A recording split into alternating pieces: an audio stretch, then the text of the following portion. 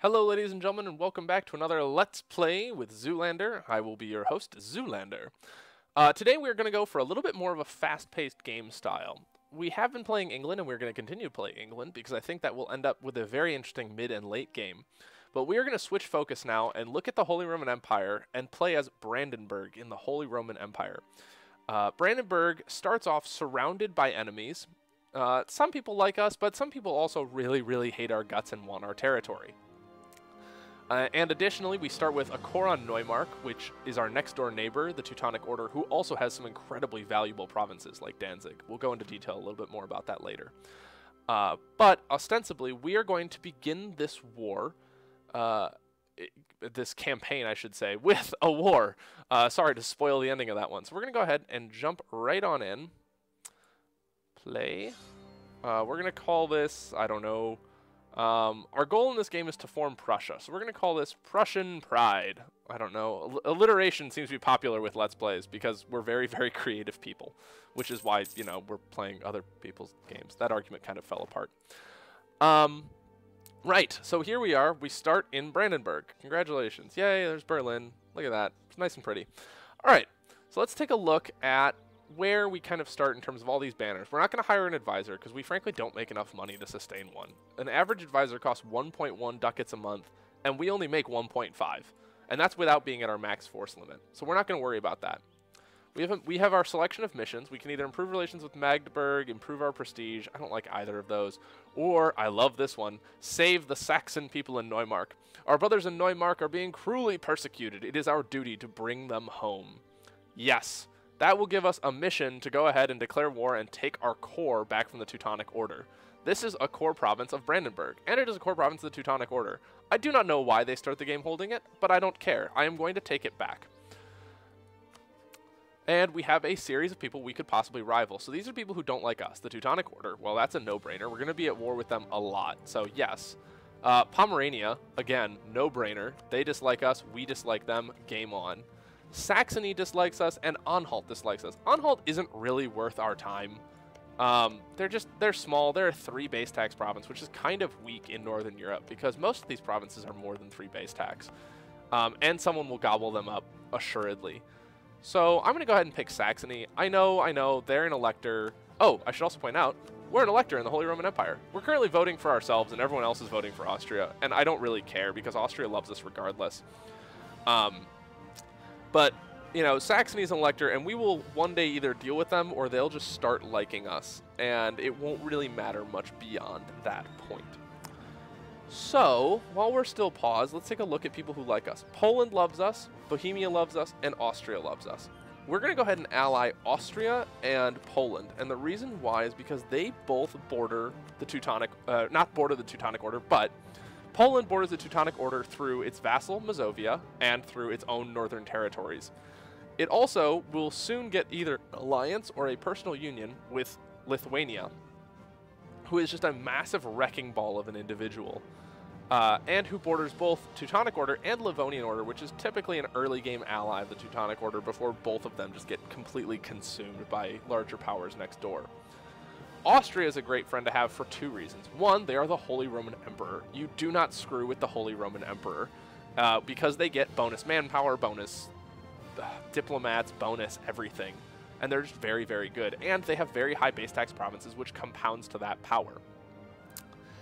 Additionally, if we are in a war on the side of the Emperor, we can walk through any province in the Empire regardless. So if we take a look at that, we can walk through any one of these provinces not with the yellow lines in it, so long, regardless actually, of whether or not they're in the war. We can walk through any one of those provinces, which will give us a lot of flexibility given that the Teutonic Order starts with more men than us.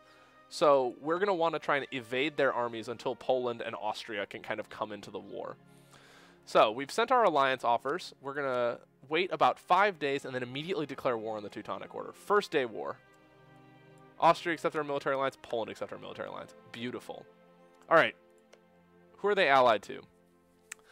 These are pretty standard early game allies. The Teutonic Order will typically ally 3 from a pool of 3 people. Sometimes they'll only ally 2. Sometimes they'll ally none if you're really lucky.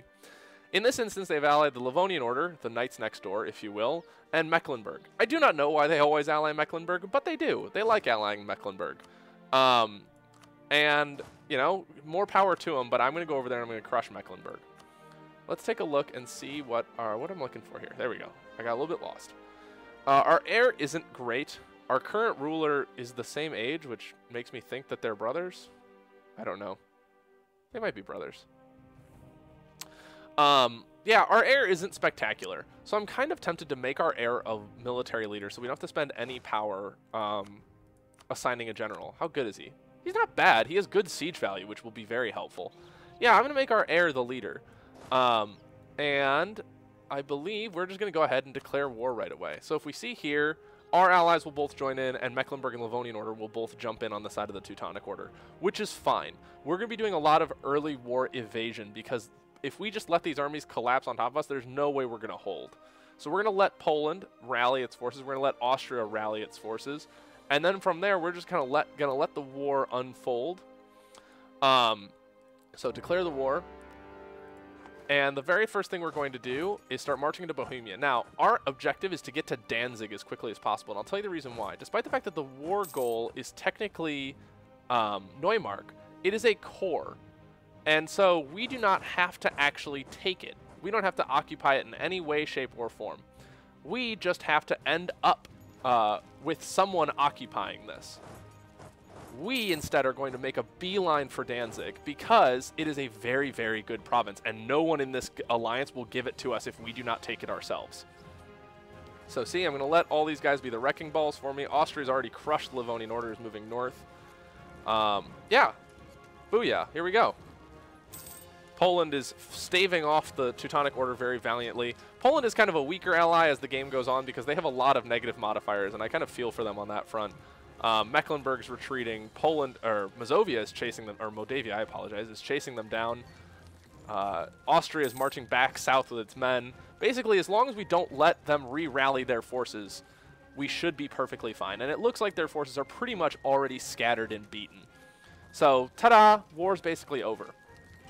Now let me explain to everybody why I am going for Danzig of all places. I'm going for Danzig because you'll notice that there are tax bases. Base tax value 7. Danzig is a base tax 12 province, which is incredibly good. Not to mention, it is also, show province, it has 2 positive modifiers for being, an important center of trade. So it gives bonuses to trade income. Basically, what I found is he who controls Danzig controls the entire Baltic node, because Danzig is so incredibly powerful. That's lovely. I thought I signed out of Steam, but I apologize. But because it is so powerful, everybody wants it. Denmark wants it. Poland wants it. Sweden, when it breaks free, will want it. Teutonic Order obviously doesn't want to lose it. Pomerania wants it, and we want it. Part of the reason we want it is, if we look at forming the Kingdom of Prussia, we need to own either Danzig or Hinterpommern, and we'll get a mission to take Hinterpommern, but by the time we usually get the mission to take Danzig, it's held by Poland or Denmark, who we just simply cannot fight. Partially because Danzig is such a good province itself that it gives them so much power in a war. So we want it nice and early in the game so that we can kind of consolidate our hold over it. So we're just going to kind of sit back and let this war tick onward. Now, Pomerania has allied East Frisia and Saxe-Lauenburg, which is excellent, because what that means is that very, very soon, Pomerania will be dragged into a war with the Hansa, because Saxe-Lauenburg, right here, is in between 2 of the Hansa's provinces, and they're going to want that province to allow them to walk between them. It's not a great province in and of itself, but it allows them some territorial continuity, which they really, really like. So they're going to try and take that province ASAP. So we're just going to keep letting time tick on. So far, my plan to get my heir killed has not worked out in my favor, which it may not have been the brightest plan to begin with, but hey, you know, sometimes you just gotta mix things up. As expected, Moldavia has turned occupation of Kulm over to Poland. It is a Polish province. I don't think we have much of an interest in taking it. How many base tax? It's only a 3 base tax. I think what I may do is to keep Poland happy with me, because they're going to be very unhappy when we take Danzig. But to keep Poland happy, I may throw them Kulm. Yep, excellent. Mazovia has, you'll notice that sometimes they'll automatically transfer occupation. So Mazovia took occupation, and while they are a vassal of Poland, they should normally transfer it to Poland, but they transferred it to us because it's our core and it's the war objective. So as the war leader, they just threw it to us and, you know, kind of, it's our job to take care of it now. So this is now technically our territory, our occupied territory at least. And there goes Danzig, which, as you can see, the war score just jumped to 32, which is incredible. It's incredible. It's such a good province. So we're going to start, we're going to want to piece out Mecklenburg separately, just because that allows us to get as much as possible from Mecklenburg. So, yes, our people have suffered attrition. I get it. Yada, yada, yada. Wow, we've actually suffered quite a lot of attrition. How the hell did that happen? All right. Anyway, so now that we're pretty safe in our own territory, we're going to build up to our force limit. We can have 2 more soldiers. We currently have a 5-1 ratio. I want more cavalry to get that shock value.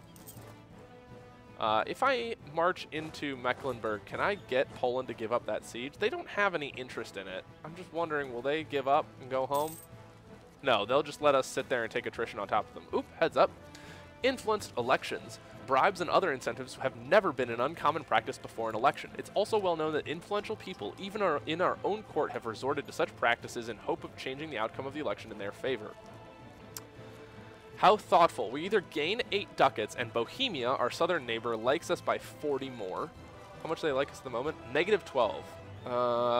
Oh, because we're allied to one of their rivals. It's either they've rivaled Poland, which is fine. I don't really care. And it's only 8 ducats, or we gain 15 prestige. I'm going to go with the prestige. We're not losing that much of it at the moment, and they'll dislike us by 40, but we can recover that. It's no big deal. Oh, also, while we're not doing anything with our diplomats, I'm going to royally marry each of Poland and Austria, kind of bind us just a little bit closer. Teutonic Order wants out. No. We're going to take these men out because it is clear that Poland is not going to give up that siege to us. Let's see if I make it. If I make it their objective, will they give it to us?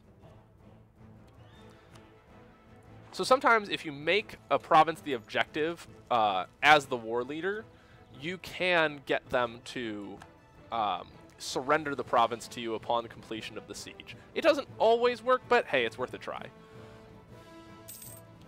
Meanwhile, Austria and Mazovia and Moldavia and just everybody's up there. Yep, they've surrendered it to us. Perfect. Magdeburg has rivaled Brandenburg. Us. Okay, well, whatever. Fuck you too, Magdeburg. Diplomacy. We're gonna let them peace out. We don't want anything from Mecklenburg. I don't want an early border with the Hansa. We could take it. We could vassalize them.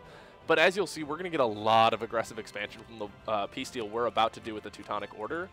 So we're gonna make them give up war reparations, so 10% of their income each month for 10 years, and 60 ducats up front. And congratulations, Mecklenburg. You are now officially out of the war. So we're going to consolidate our forces here and just kind of sit back and relax. Now, we're going to start structuring our peace deal with the Teutonic Order, who is already at low enthusiasm and high exhaustion, which means that they are more and more likely to take less savory deals. I want to take Danzig and Neumark. Look at this. 23 aggressive expansion, mostly with the Teutonic Order and Livonian Order, but some with Scandinavian countries, Bohemia, Lithuania, etc. And the reason, oop, they're already willing to accept it. Wow. How much money can we get from them? Basically every month that ticks by, they're willing to take more and more. But the reason we're going to take it now, what we're going to do with it is we're actually going to take it and then release it as a vassal. Mostly because it will be prohibitively expensive to core it. And I just do not see a need to. And because if we did, and part of the reason I don't see a need to immediately annex it is you will not get nearly as much from Danzig by annexing it immediately as you will from Diplo annexing it later. Because they, on their own, can support an army of 8 soldiers and 4 ships. That's as much as my entire nation can produce. So, basically, I double my forces by keeping them as a vassal rather than simply annexing them. So it's just a win-win scenario for me. Can I give... If I get rid of all the money I want from you, can I give Culm to Poland?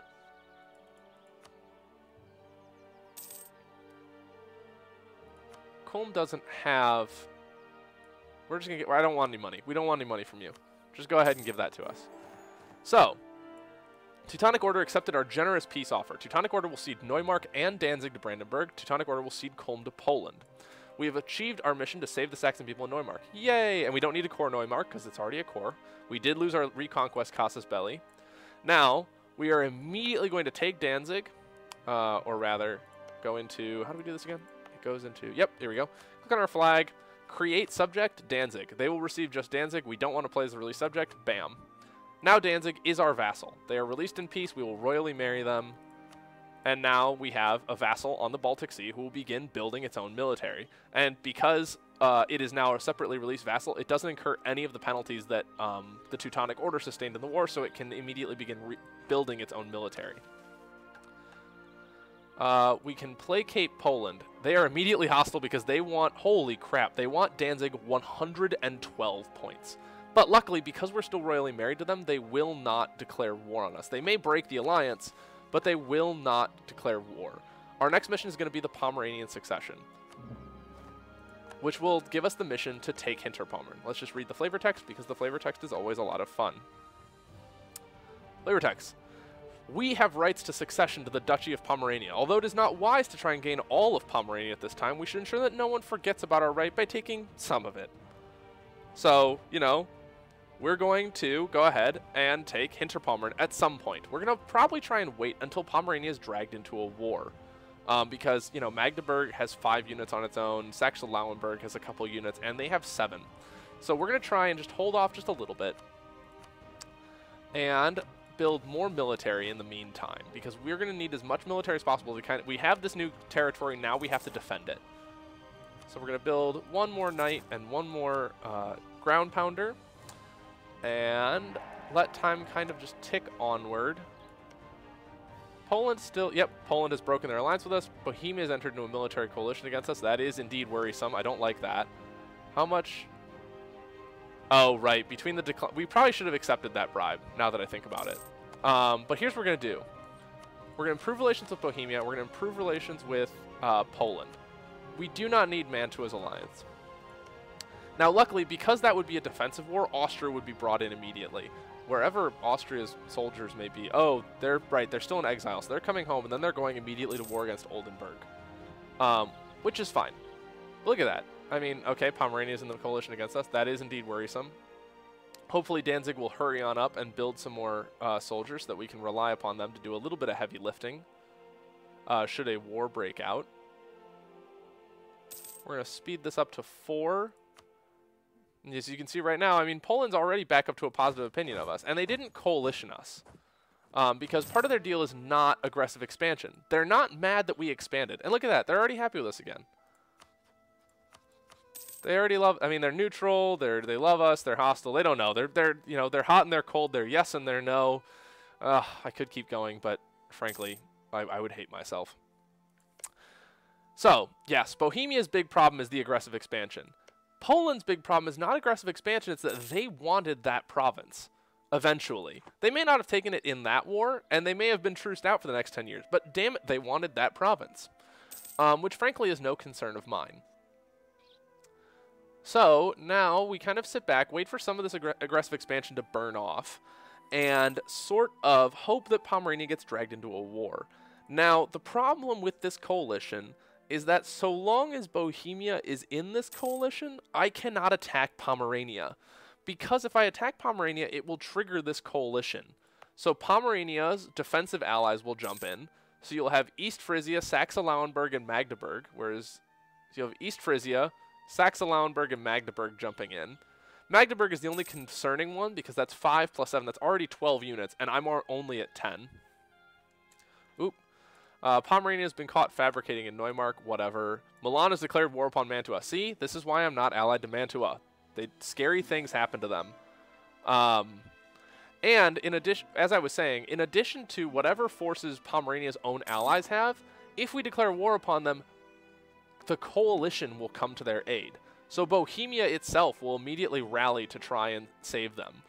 But Bohemia already likes us again. Poland is now back to being neutral with us. They really, really wanted Danzig. And Bohemia now friendly, you know, allied. Actually, that's interesting. Could I get an alliance with them? And would that drop them out of the coalition? I think that's worth trying. Because I'd be happy to go over the relationship limit if it meant kind of stymieing a coalition. Yep, it took them immediately out of the coalition. We're over our relationship limit, but I don't think Mantua will be around that much longer, so I'm not worried about it. Friedrich II embarrasses the court. The king committed an absolute faux pas today in front of the court and a few foreign dignitaries. The repercussions of this will take years to repair. Damn you, Friedrich II. Why? What are you doing? What did you, like, belch in public? Asshole. Yeah, we'll marry Bohemia. Like, why not? Because we're going to be doing a lot to consolidate the Teutonic Order and Pomerania and Mecklenburg and this area. I kind of am okay with this flank being as defended as possible. Even though we will eventually get a mission to conquer Breslau, I'm content ignoring that mission until much, much later. Yes, we have a stability drop. That's not good. Do I want to boost it back up? It's only 90 points. Why not? And unlike the England campaign, we start with a decent leader. Friedrich II is a 3-3-2. It's not great, but it's not bad. It's 8 points. That's not, you know, nothing to sniff at. Albrecht Achilles is not great. He's a 2-2-1. That's, you know, decidedly less good. Let's see. He is still at war against the Hansa, who is a vastly superior force, and he's decided to march straight through. You know, this may be a balls-to-the-wall maneuver, but we're going to go for it. We're going to declare war on Hinterpommern, and Bohemia won't take any more aggressive expansion because they don't like Pomerania. And so Bohemia will actually come to our aid despite us supposedly having all this aggressive expansion. I'm going to try and siege as much of their territory as possible just to keep the Hansa from doing it. Because I don't want the Hansa to start taking, you know, bits and pieces of their territory. I have this really sinking feeling that the Hansa is simply going to take Vorpommern, which will give us an immediate border and will then make things a little bit sticky in terms of them being angry at us. Oh, Hansa is actually helping us siege because they have blockaded both of these ports. Excellent. Which means that their capital and Hinterpommern are very, very likely to fall quickly. Especially Hinterpommern, which is not a very high base tax. Oh, and their forces are leaving. They didn't take anything from Pomerania in that war. And Bohemia is immediately sieging Vorpommern. Excellent. Part of the reason we want to do this is because it's a mission, it gets us prestige. The other part of the reason we want to do this... All right, Poland is now in the happy place again. Poland, will you take an alliance again? They will as soon as we're out of the war. Fine. I'm going to send a diplomat to improve relations with Austria because I really don't want them demanding Hinterpommern back before I can core it. The reason I like having Hinterpommern is it immediately gives me a land route over to Danzig. And then that will allow me to very, very quickly move over into the Teutonic Order. Hopefully, Danzig is fabricating some claims over here, which they don't seem to be at the moment, but sometimes they will, and sometimes we give them a little bit of time, they'll get around to it. Where is Danzig at the moment? Oh, right, they're helping me siege Hinterpommern. Excellent, there goes Hinterpommern. Which is the war goal, so I could, theoretically, if I could just get Pomerania to give it up. I only want Hinterpommern. Can I get war reparations from you? Because, you know, you were such a bully in making me start this war. I think I'll wait until I can get the ducats out of them as well. Stettin isn't long to fall, so we'll just do that. No, screw it. I don't feel like waiting around for this. So 10% of their income each year for war or each month for 10 years for war reparations, and they'll give us Hinterpommern. Fantastic. We now have Hinterpommern. We do have provincial unrest because this is not a core. We are going to core it immediately. And we're going to retreat our men into here. Now, Pomerania is still going to be pissed off as all hell. We have a lot of aggressive expansion, but we have it with our ally, so they don't care that much. And we're immediately going to turn around and re-ally Poland, which will keep them off of our ass for a good long time. And bam, they immediately love us again. So, as you can see, Poland, or playing as Brandenburg, is a whole lot of very quick-on-your-feet diplomatic political maneuvering. You need people around you who wouldn't normally like you to immediately be on your side. So you need to keep pitting people against their enemies, pitting people against their allies, stuff along those lines. I won't say it's necessarily subterfuge, because this game doesn't really have a great subterfuge mechanic, but it's pretty close. I just took a mission to fabricate a claim on Vorpommern because it's very, very easy and will give us 25 military power, which, you know, nothing bad about 25 military power. Not to mention, in taking Hinterpommern, we have also cut off Pomerania from marching over to the Teutonic Order. So even if they wanted to take territory from us over there, they can't now. I think our next step, once we start getting some more Diplo points going, or some more diplomats finishing up their work, I'm going to start fabricating claims on Ostpreußen, because that's the last province we need to form Prussia, if I'm correct. If we look at this, form Kingdom of Prussia, the last province we need is Ostpreußen. Yeah, we need this province. And the only person who has a claim on it right now is Pomerania. And I would be fine going to war with Pomerania over that province. Because, you know, frankly, screw those guys. And we're starting to tick up a lot more military points. Merchant defects. Oh, no. Our use of mercantilist policies is proving frustrating for some of our merchants, causing some to defect to other countries. Mercantilism is right. We gain an absent merchant for 10 years. Oof. But we gain 1 mercantilism. Or, no, I'm not losing mercantilism. Mercantilism is basically, I forget how the game interprets it, but it was a medieval and kind of into the Renaissance school of thought where where commerce was a zero-sum game. The more your enemies and rivals had, the less there was for you to have. And it was very anti-free trade. So it was about protecting your resources. And in this game, you get it's incentivized to have mercantilism. The more mercantilism you have, the more trade power you have, and the more trade power you have, more money you make. So we try and aim for as much mercantilism as possible. I have yet to see a downside either in my own playing of the game or in watching Let's Plays of other people playing the game. You know, like Arumba, Shenrur, not Lionheart. Lionheart's Total War. But Northern Lion, that's what I was thinking of. God, I feel so bad. I like watching his channel. But I've not seen a downside to mercantilism in any sense. So we're just going to keep trying to build that up. We're going to keep coring Hinterpommern. And as you can see, because we are friends with Austria, they have the right as Holy Roman Emperor to kind of come in and say, hey, that's unlawful territory. You've taken that from another prince of the empire. You need to give it back. And by give it back, they of course mean give it to me, which over my dead body. Because what's Austria going to do with Hinterpommern? But because they are allied to us and because they like us and because our relations are so good, oh, there's our mission. Gain 5 prestige, perfect, and 25 military power, which should bump us over to enough for a technology. And we've gained the conquest casus belli against Pomerania to take Vorpommern. We're not going to exercise that right for a good long time. Our neighbors are our relationships with our neighbor. We've already improved relations almost as much as we can. Really, we just need that negative 184 to go away, and they'll be super happy with us again. We could incorporate Danzig into our country. How long until we can do that? Influence 56. So in 6 years. So actually, I'm going to set this. I'm not going to take Vorpommern. I'm going to leave the mission kind of untaken at the moment. Untaken? I don't know if there's a word for that. I'm going to leave it alone. That's a good word. Alone. And just sort of improve relations with Danzig to make sure that in 6 years, when we can start deciding whether we want to annex them, they're, you know, happy enough with us that we can just immediately begin that process. Hinterpommern is now a core province. So part of the reason the coring is especially important in the Holy Roman Empire conquest game is because if your province is a core, the emperor cannot demand it of you. So because, even though that was a Pomeranian core, because we have now also cored it, this cannot be demanded back. And the only way it can be given up is if we sell it away and revoke our core, or if they take it from us by force. So, you know, kind of come at me, bro. Ah, here's a nice, easy mission. Create a proper fleet. This is a really super easy mission because you need to make 75% of your force limit. Are you ready for what Brandenburg's force limit is? 2. 2 ships. So, 1, 2. And for the low, low price of 40 ducats, I have just bought 5 prestige and 5 naval tradition. Wow, I'm so good at this game, guys. The downside is it will take almost a year and a half because I only have 1 port in which I can construct them. Look at me using proper grammar and stuff.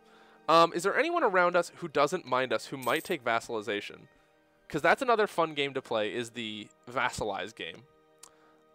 Would Mecklenburg be a vassal? No. Normally my go-to country for this is Anhalt, but they're already in a personal union under Lüneburg, which is really interesting. I could go to war with Magdeburg, but they have really powerful allies. They have Hesse over here, who is also, I believe Hesse is an elector. No, they don't start as an elector.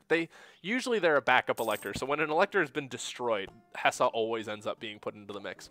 Ah, here we go. We're starting to get technologies come in. I'm not going to take a Diplotech, and we're going to talk about my national idea just in a moment.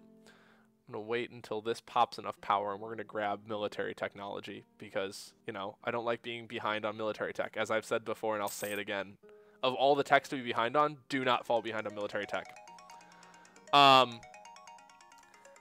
However, that's my alarm going off. Before we go too much in depth, we're going to take the Pike Square. Ta-da! The Holy Roman Emperor, they've elected Karl I of Austria. That's completely fine. And I think here is as good a place as any to cut it off. We'll talk about national ideas next time and kind of where I intend on going. This is the world we are in. I am the host that has been. Thanks for tuning in, guys. See you again next time. Bye-bye.